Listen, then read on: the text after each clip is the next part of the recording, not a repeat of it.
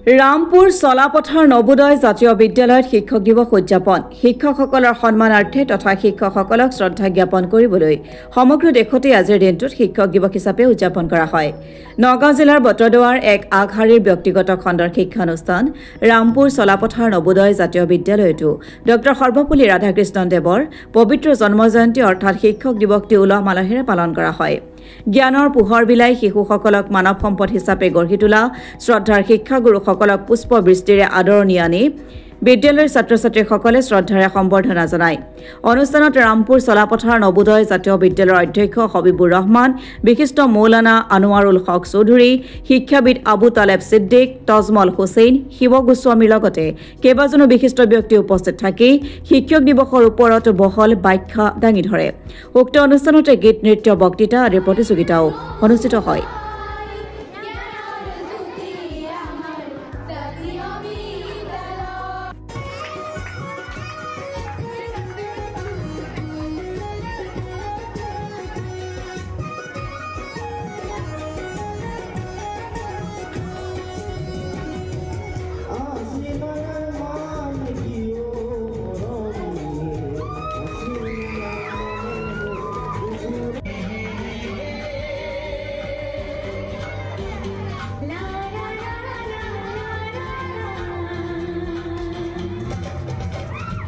As the greatest energy to change, to reform a society. শিক্ষকসকলে হল সমাজ পৰিৱৰ্তনৰ আটাইতকৈ ডাঙৰ ৱেপন, আটাইতকৈ ডাঙৰ আহিলা, যিটো কাম নেকি order of a president cannot do. প্ৰেচিডেণ্টৰ অৰ্ডাৰো কৰিব নোৱাৰে, সেই কাম শিক্ষকে কৰিব পাৰে। শিক্ষকে সমাজখন নিশ্চয় পৰিৱৰ্তন কৰি উন্নয়নৰ দিশে আগুৱাই লৈ যাব পাৰিব, এইটো উপলব্ধি কৰিছিল। কিন্তু how to encourage the teacher for this great work, এই ডাঙৰ এই মহান কামৰ কাৰণে টিচাৰসকলক কেনেকৈ এনকাৰেজ কৰিব সেইটো চিন্তা কৰি তৎক্ষণাতেই হয়তো তেওঁতে সিদ্ধান্ত লৈছিল।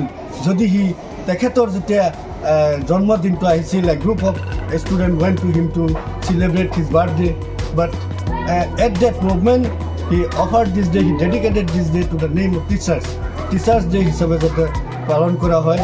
কাৰণ জানিছিল টিচাৰে হ'ল আটাইতকৈ ডাঙৰ শক্তি, যে সমাজ এখন পৰিৱৰ্তন কৰি আগুৱাই নিব পাৰিব আৰু বেলেগ কোনো শক্তিয়ে কাম কৰিব নোৱাৰে। সেইকাৰণে টিচাৰক এনকাৰেজ কৰিবৰ কাৰণে সৰ্বপল্লী ৰাধাকৃষ্ণনে যিটো ষ্টেপ লৈছে এইটো সঁচাকৈয়ে ইয়াৰ অল্টাৰনেটিভ কোনো ব্যৱস্থা নাছিল two encourage the teacher.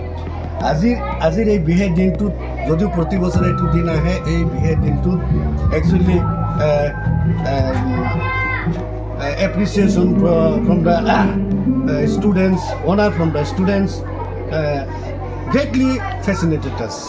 That's why we can live on the honor of the students. ছাত্ৰসকলৰ সেই অনাৰতে আমি যেন জীয়াই থাকিব পাৰিম, আমি যেন এটা শক্তি পাম, তেনেকুৱা এটা ভাৱ এই দিনত আহে। মই আজি ইমান আনন্দিত হৈছোঁ যে মোৰ বিগত দিনৰ পৰা শিক্ষা জগতত আজি প্ৰায় 18 বছৰ ধৰি মই জড়িত হৈ আছোঁ। এই যে যিমান কষ্ট শিক্ষা জগতত কৰিলোঁ, আজিৰ দিনত এই শিক্ষক দিৱসত মোৰ গোটেইখিনি কষ্ট যেন নোহোৱা হৈ গৈছে। আজি যিটো প্ৰেৰণা, আজি যিটো সন্মান আমাৰ ছাত্ৰ ছাত্ৰীসকলে আমাৰ শিক্ষকসকলক যিটো সন্মান জনাইছিল, সেই সন্মানত মই আজি অনুভৱ কৰিছোঁ যে মই জীৱনত যিখিনি কৰিছোঁ এইখিনি যেন কোনো কষ্টই কৰা নাই, এনেকুৱা এটা উপলব্ধি হৈছে। মোৰ দৰে আমাৰ গোটেই ভাৰতবৰ্ষত প্ৰত্যেকজন শিক্ষকে চাগে এনেকৈ উপলব্ধি কৰিব পাৰিছে। আৰু ছাত্ৰ ছাত্ৰীসকলৰ আৰু শিক্ষকসকলৰ যে এটা সম্পৰ্ক, এনেকুৱা এটা মধুৰ সম্পৰ্ক আছে, আমি আৰু আগতে উপলব্ধি কৰিব পৰা নাই, মই কৰিব পৰা নাই।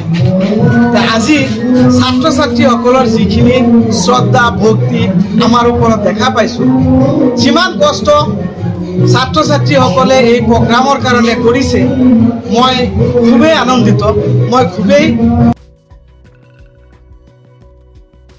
বটদ্ৰৱাৰ পৰা দিলদাৰ হুছেইনৰ ৰিপৰ্ট, অসম টুডে।